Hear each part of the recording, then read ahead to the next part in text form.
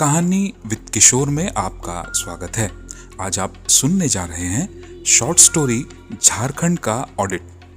दोस्तों, कहानी शुरू करने से पहले आप सभी से एक रिक्वेस्ट है।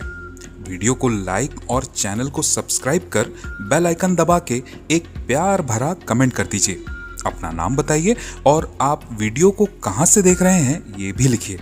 बस इतना कर दीजिए। मैं अगली कहानी के अंत में आपका नाम जरूर लूंगा। आप कहानी सुन जरूर रहे हैं, लेकिन कहानी को लाइक और कमेंट बहुत कम कर रहे हैं। हमें मालूम है ये काम आप अच्छे से कर लेंगे। पिछली कहानियों पर आपका प्यार बहुत कम मिला। यदि आप चाहते हैं कि आपका नाम मैं अगली कहानी में बोलूं, तो वीडियो को लाइक और चैनल को सब्सक्राइब कर दीजिए। अब बारी है शाउट आउट की, जिन्होंने पिछली कहानी पर कमेंट किया। रायपुर से श्रीमती नीता मुखर्जी, रायपुर से श्रीमती लीला दास, और एक महोदय या महोदया हैं जिन्होंने अपना नाम और जगह नहीं बताया है। उनका भी हृदय से धन्यवाद। दोस्तों, यदि आपके साथ कोई ऐसी घटना घटी हो या कोई शॉर्ट स्टोरी हो, तो हमें इंस्टाग्राम पर फॉलो करके कहानी हिंदी फॉन्ट में डीएम कर दीजिए। हम कोशिश करेंगे कि आपकी कहानी हम अपने चैनल पर आपके नाम के साथ लेकर आएं। इंस्टाग्राम आईडी कहानी के डिस्क्रिप्शन पर है। तो चलिए शुरू करें। इस दुनिया में एक्सपीरियंस से बड़ा कोई शिक्षक नहीं है, और कदम कदम पर वो ही हमारी परीक्षा लेता है। बीच बीच में जानबूझकर वो हमें ऐसी किसी स्थिति में डालकर देखता है कि हम कैसी प्रतिक्रिया करते हैं। ऐसी ही एक एक्सपीरियंस की कहानी बताता हूं। जिसके साथ ये घटना घटी, उसे आज तक नहीं समझ में आया कि क्या और कैसे हुआ। इस एक्सपीरियंस के केंद्र में मेरा दोस्त है। मान लेते हैं उसका नाम संजय है।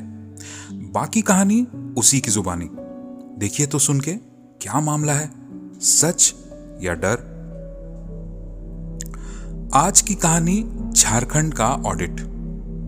मैं पेशे से चार्टर्ड अकाउंटेंट हूं। अपना फर्म बनाकर काफी सक्सेसफुल हो गया हूं। करियर के शुरू में मैं काम करता था कोलकाता के एक ऑडिट फर्म में।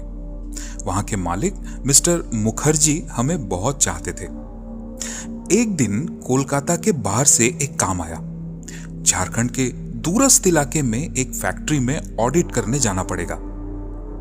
रेलवे स्टेशन से गाड़ी में लगभग 2-2.5 घंटे का रास्ता। रात के ट्रेन से निकलकर भोर में पहुंच गई ऑडिट पार्टी का मतलब मैं, सहकर्मी अरुणब और फर्म के मालिक मिस्टर मुखर्जी। स्टेशन में गाड़ी इंतजार कर रही थी। गाड़ी का ड्राइवर ऑडिट पूरा होने तक 24 घंटे हमारे साथ ही रहेगा। फैक्ट्री में सही समय पर हम पहुंच गए। घने जंगल के बीच में एक बड़ी सी जगह को लेकर इस फैक्ट्री को बनाया गया था। ऐसे कामों में समय और मेहनत दोनों ही अच्छे से खर्च होते हैं। रहने की जगह थी फैक्ट्री के बाहर थोड़ी दूरी पर एक गेस्ट हाउस में, जो किसी जमाने में यहाँ के एक जमींदार की कोठी हुआ करती थी। बरामदे के सामने का हिस्सा कांच से ढका हुआ था। वहां से जंगल का बहुत सा भाग दिखता था। केयरटेकर हमारे लिए खाने का इंतजाम करके रात होने के पहले अपने घर चला गया। हमारे लिए 2 कमरों का इंतजाम हुआ था। एक में मैं और अरुणब, दूसरे में मिस्टर मुखर्जी। हमारे ड्राइवर ने कहा, कोई दिक्कत नहीं है सर, मैं बाहर चटाई पर ही सो जाऊंगा। चारों तरफ सन्नाटा था। बरामदे से हवा आ रही थी। अच्छी नींद आएगी। हमने कहा ठीक है। पूरे दिन मेहनत करने के बाद भूख और नींद दोनों ही जबरदस्त लगी हुई थी, इसीलिए खाना खाकर सोने चले गए। उफ, और नहीं रहा जाता। स्वाभाविक तौर पे नींद आने में देरी भी नहीं हुई। नींद कब टूट गई पता नहीं चला। नींद टूट गई या तोड़ी गई वो भी ठीक से समझ में नहीं आया। ऐसा लगा जैसे कमरे में मैं और अरुणब ही नहीं, और कुछ या और कोई भी मौजूद है। थोड़ी देर चुपचाप पलंग पर लेटा रहा। ना, कहीं भी तो कुछ नहीं है। 5-1 मिनट के बाद अचानक मुझे सुनाई दिया, मेरे पलंग के नीचे से एक आवाज आ रही है। मेरे रास्ते से हट के सो, मेरे आने जाने के रास्ते से हट। ये सुनते ही मैं कांप गया। वो आवाज फिर से आई। कैसी घरघराई हुई आवाज थी। मेरे रास्ते से हट के सो। फिर अचानक मुझे याद आया, कमरे में तो अरुणव भी है। ये पक्का उसी का किया धरा है। प्रैक्टिकल जोक्स क्रैक करने में वो माहिर है। पहले तो मैं दबी आवाज में बोला, मजाक मत कर, पूरे दिन मेहनत हुई है, कल और भी मेहनत है, सोने दे। लेकिन नहीं, आवाज फिर से आई। मेरे रास्ते से हट के सो। अब और रह नहीं पाया, सीधे उठ के अरुणव को कस के एक लात मारी। इससे काम हुआ। अरु घबरा कर हड़बड़ाते हुए सो के उठा। अरे क्या हुआ, क्या हुआ, सुबह हो गई क्या? मैं भी जलते हुए बोला, नहीं सुबह नहीं हुई, लेकिन तेरी बदमाशी शुरू हो गई है, देख रहा हूं। अरु, पूरे दिन के थकान के बाद तुझे ये सब करने में क्या मजा आता है, बोल तो। अरुणव ने आंख मलते हुए कहा, क्या बोल रहा है, जरा ठीक से बोल तो भाई, मुझे कुछ समझ में नहीं आ रहा।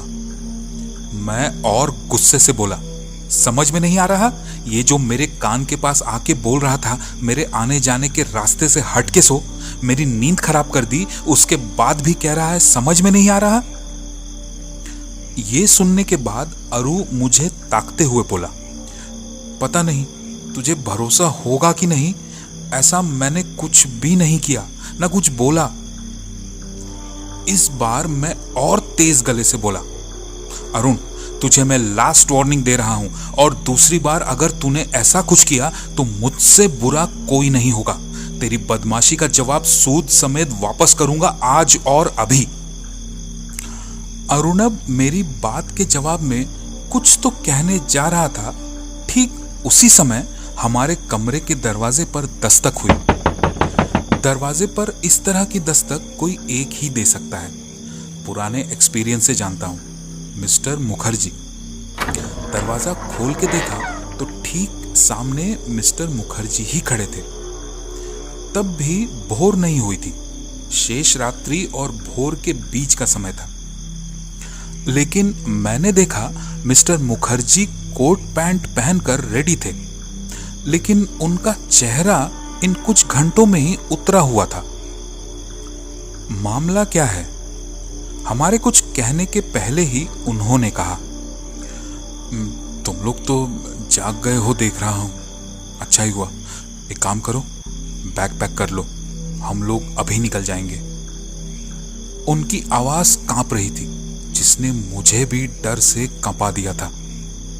मिस्टर मुखर्जी जैसे इतने प्रखर व्यक्ति को ऐसे डर के कांपते हुए पहले कभी नहीं देखा। अरुणव ने थोड़ा संभलते हुए कहा, ठीक है सर, लेकिन हमारा तो परसों तक यहाँ रहने की बात थी। उन्होंने कहा, और कहीं रहेंगे, यहाँ नहीं, यहाँ नहीं। इस बार थोड़ा साहस करते हुए मैंने पूछा, सर, आप थोड़ा डरे सहमे से लग रहे हैं, सब ठीक तो है ना? मुखर्जी सर ने इस बार थोड़ा नॉर्मल होते हुए कहा, नहीं, कुछ ठीक नहीं है, इसीलिए तो यहां से निकल रहे हैं। क्या हुआ सर? बाहर बरामदे में आओगे तो सब समझ में आ जाएगा। बरामदे में आकर देखा तो हमारा ड्राइवर एक पतली सी सफेद चादर ओढ़ के थर थर कांप रहा था, जैसे किसी भयानक चीज से डर गया हो। क्या हुआ ये पूछने पर उसने बड़ी तकलीफ से जवाब दिया, जो सुनकर मुझे लगा मैं इसी समय बेहोश हो जाऊंगा। ड्राइवर ने कहा, बरामदे में ठंडी हवा खाते हुए सो गया था। बीच रात में अचानक उसकी नींद टूट गई, या यूं कहें कि उसकी नींद तोड़ी गई और उसके बाद ही ये हुआ।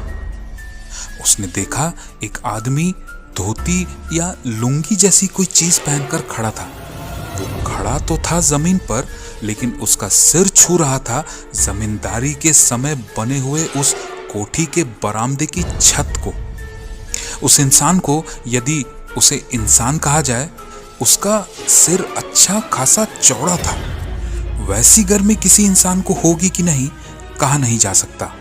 वो आदमी हमारे ड्राइवर को धक्का देते हुए कह रहा था, कितने बार बोलूंगा, मेरे आने जाने के रास्ते से हट के सो, मेरे आने जाने के रास्ते से हट के सो। मिस्टर मुखर्जी मेरी तरफ देखकर कहने लगे, कल पूरी रात मुझे सोने नहीं दिया।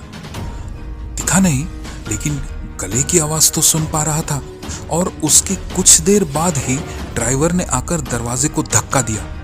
मुझे पता नहीं तुम लोगों की क्या हालत हुई, लेकिन इतना कह सकता हूं, यहाँ एक पल भी और रहे तो हमारी जान को खतरा हो जाएगा।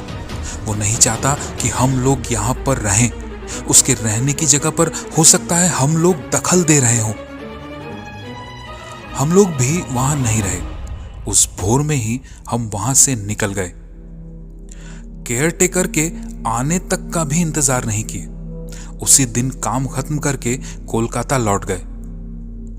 इस घटना से उबरने के लिए हमें काफी दिन लग गए। एक इंसान जमीन पर खड़े होकर बरामदे की सीलिंग को छू लिया था। उसके गले की आवाज मैंने सुनी थी। अच्छा हुआ देखा नहीं।